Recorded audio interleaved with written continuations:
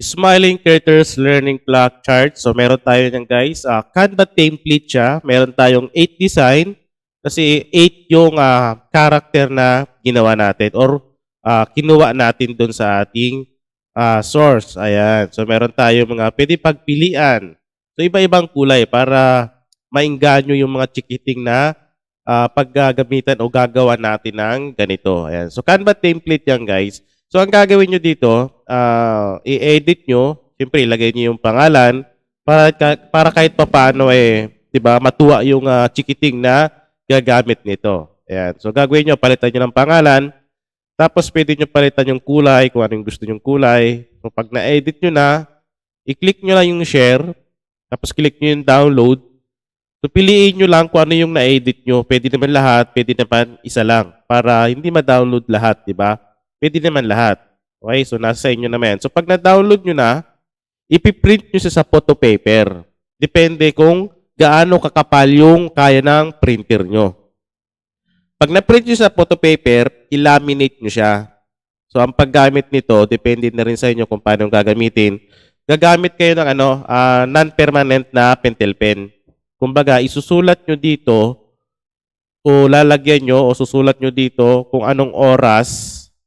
Dito, maglalagay kayo ng arrow o kaya 10 o'clock tapos isusulat ng chikiting kung anong oras yung nakalagay dyan. Di ba? Para matuto sila kung paano magbasa ng oras.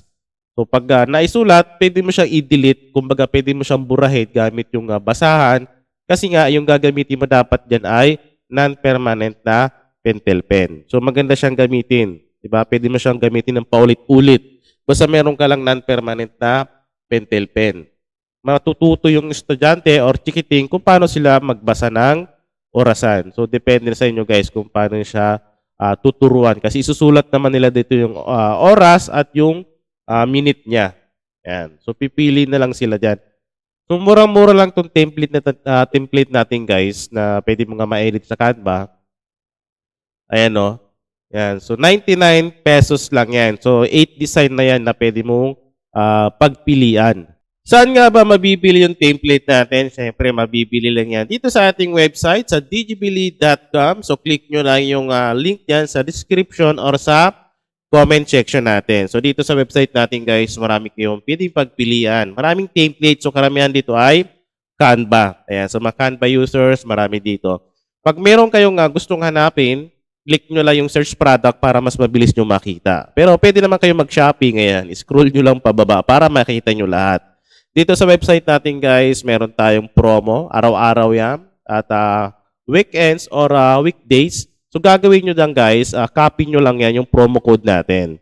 Yan. So copy nyo lang yan. Kasi meron tayong 20% ngayon. So i-click natin tong Smiling Creators na Learning Clock Chart 8 Design. So gagawin natin dyan, add to bag lang natin. Tapos check out. Ayan. So check out natin.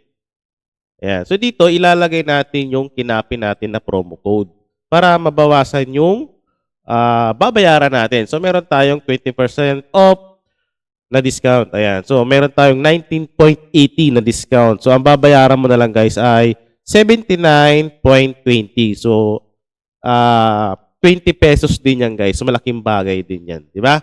So gawin nyo dito, ilagay nyo yung email nyo kasi dyan isi-send yung template. So automatic yan guys pag na-process or na-approve na yung order nyo. So kailangan tama yung email na ilalagay mo. So full name, country at yung number mo. At higit sa lahat guys yung reference number. So ang gagawin mo dito, magbabayad ka muna ng 79.20. Pwede ka magbayad sa GCash or sa Maya. Ayan.